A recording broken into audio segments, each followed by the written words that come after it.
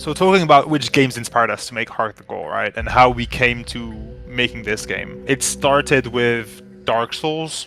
Dark Souls 1 specifically. Why? Because Dark Souls 1 has this specific world structure. We were replaying those games and we're really touched by the world feeling that all was creating, right? And at the time, there were a few games that took inspiration from those that also kind of had a resurgence. And looking at Lunacid specifically made us think, oh, Lunacid's interesting. We think that there is a design space that's not being completely explored here, right? We had the world like on the first day of pre-production. We like had a paint document and we drew like a stupid little color. It is really dumb. I think it's literally just circles with the name of the areas in it and little things that make the areas go from one to another. And I think I remember us taking Dark Souls 1's map and just doing the same thing. We just did circles for the areas and drew all the connections that are between the areas. And we need to be at least as to that as that. Because in terms of story, when you have such a like non-linear world that you can explore in kind of so many different directions,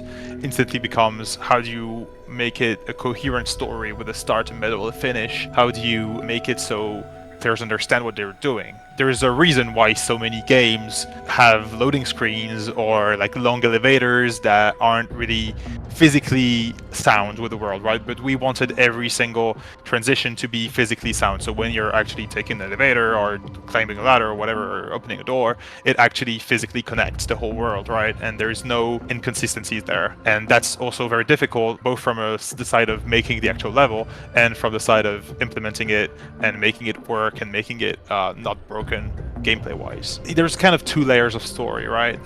There's one which is the story of the character. I think should be more obvious, and that's what the characters should be telling you about more directly, right? And then you have the story of the world, and that's more stuff that you can get through items, get through optional discussions with some characters, right? And you also get through directly beamed to you through the world, right? Be it the environment, art, and the details about how the world is built. The way the world is constructed tells the story by itself. I know Gabriel keeps saying all day our world is, oh, it's not weird enough, it's not original enough, etc. And I'm like, I'm sure people will think it's plenty original. Yeah, overexposure to your own project leads to, well, nothing seems original anymore because you're just seeing it every day, all the day, and then it just merges into like what you consider normal. For sure. I fall victim to that very often. Gabriel, he's a fickle man, and so there's this good thing that you can do where you have to be very careful with the media you expose him to, because if you expose him to media that's tangential to what you're doing, like if I were to show him he hasn't played Bloodborne or something, and I show him Bloodborne now, when we're making Hark The Ghoul, that's perfect, because he'll get in love with it, obsessed with it, and incredibly creative on stuff that relates to Bloodborne, right? But if I were to show him now something that's completely different from Hark The Ghoul, and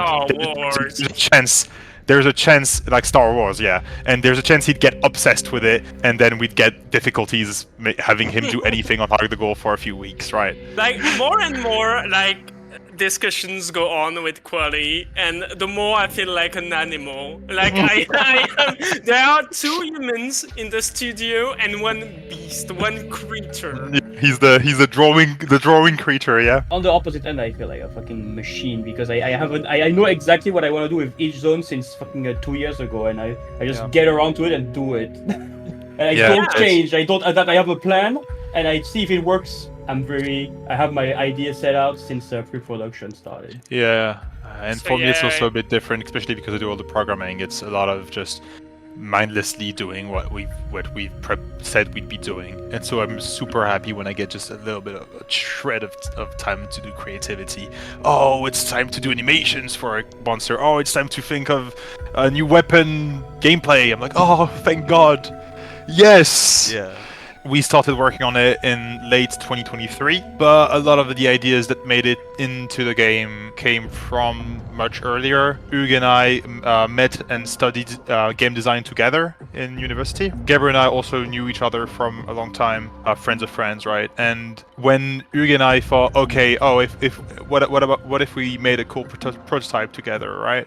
When it came to art, we were both kind of deficient, so we're thinking we need a third, and that's when we thought, okay, we should go get Gabriel, right? Around the same time, we decided to name the studio. That I started working on the different faces for the characters and stuff. I just remember we were talking, because we were thinking of signing with Kwalee at this time, and so we just were talking about a name. And I remember we just looked at the characters and we saw the Deep Denizen, who was this ugly goblin-looking creature, and we went, "Yep, Deep Denizens."